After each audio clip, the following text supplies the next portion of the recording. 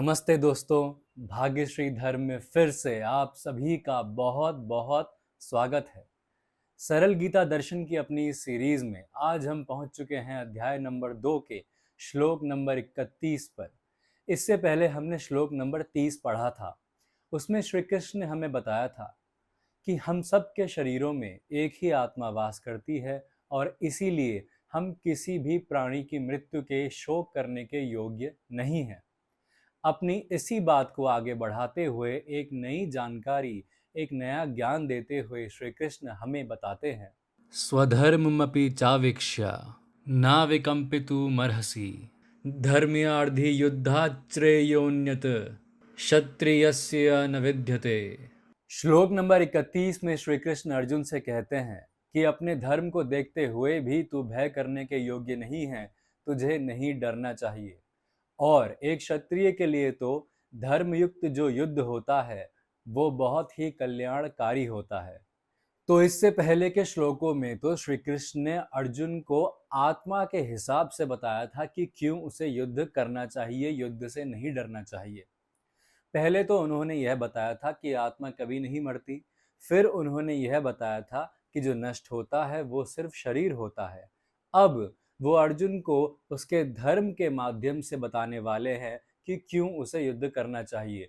उसका धर्म मतलब उसका कर्तव्य, और एक क्षत्रिय के लिए धर्म का युद्ध लड़ना ही सबसे बड़ा कर्तव्य होता है और वो उसके लिए बहुत ही ज्यादा कल्याणकारी होता है। ऐसा श्री कृष्ण ने बताया है अर्जुन को।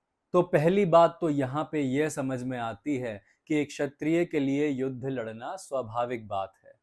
वो कोई अलग या नई बात नहीं है उसके लिए। एक क्षत्रिय का काम ही युद्ध करना है, अपने राज्य का, अपने लोगों का रक्षा करना उसका काम है। तो सबसे पहले तो यहाँ पे यह समझ में आता है कि एक क्षत्रिय के लिए युद्ध लड़ना स्वाभाविक बात है, कोई नई बात नहीं है, कोई अचंभित करने वाली बात नहीं है।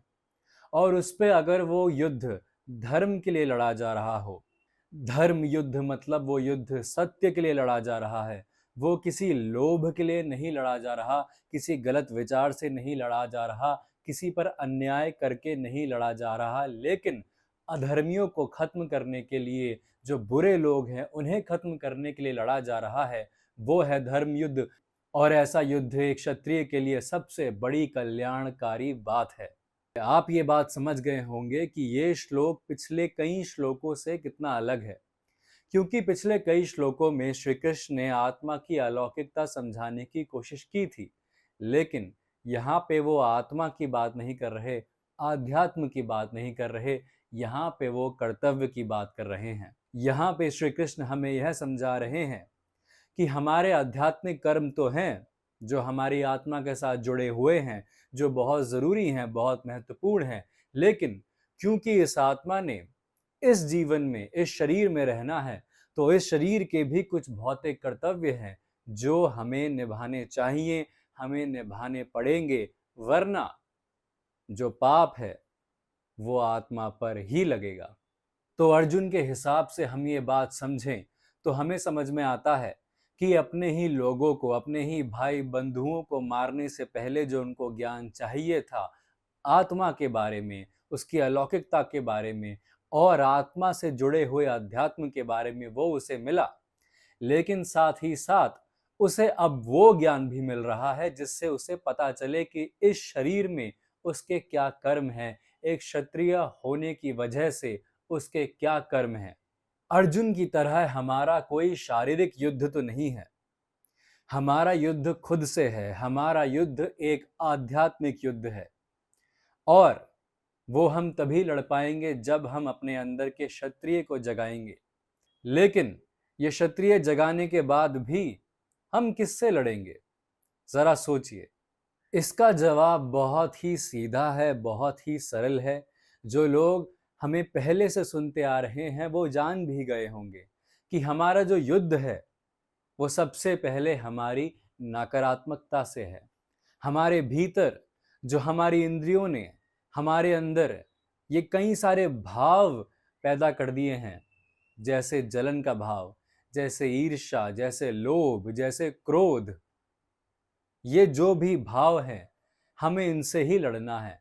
हमारे अंदर के क्षत्रिय को जगाने के बाद हमें इन्हें ही सबसे पहले खत्म करना है, तभी हमारा कल्याण हो पाएगा, तभी हम बेहतर से बेहतर निर्णय ले पाएंगे।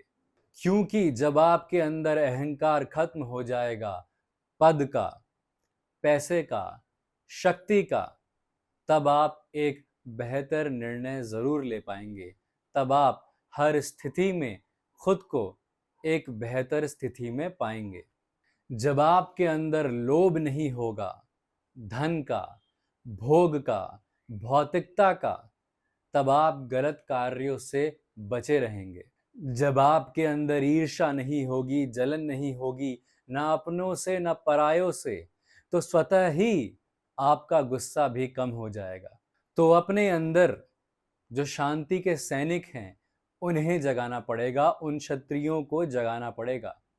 और ये हो सकता है विवेकशील बुद्धि से। और उससे भी पहले हमें अपना आत्मनिरीक्षण करना पड़ेगा, हमें खुद को जानना पड़ेगा कि हम कहाँ पे सही हैं और कौन सी ऐसे भाव हैं, कौन सी ऐसी आदतें हैं हमारे अंदर जो गलत हैं, जो हमारी इंद्रियों को शक्ति देती है। क्योंकि हमें इंद्रियों की इसी सेना को परास्त करना है, इन्हें हराना है। और ये युद्ध हर पल चलता रहेगा। हर पल आपको निर्णय लेना पड़ेगा कि या तो आप अपनी विवेकशील बुद्धि के हिसाब से कोई कर्म करें, या फिर अपनी इंद्रियों पर मोहित होकर कोई कर्म करें। फल आपको दोनों ही चीजों के मिलेंगे, दोनों ही कार्यों के मिलेंगे, लेकिन फल बहुत अलग अलग होंगे, ये आपको मालूम है। तो हम अर्जुन की तरह वीर, महापराक्रमी, महाबली तो नहीं हैं, लेकिन हम फिर भी अपने भीतर के क्षत्रिय को जगा के, अपने भीतर की जो ये भौतिकता है, जो बहुत ज्यादा है, घोर हो चुकी है, जो इंद्रियों के वश में है, उसको हम हरा सकते हैं, उस पर काबू पा सकते हैं।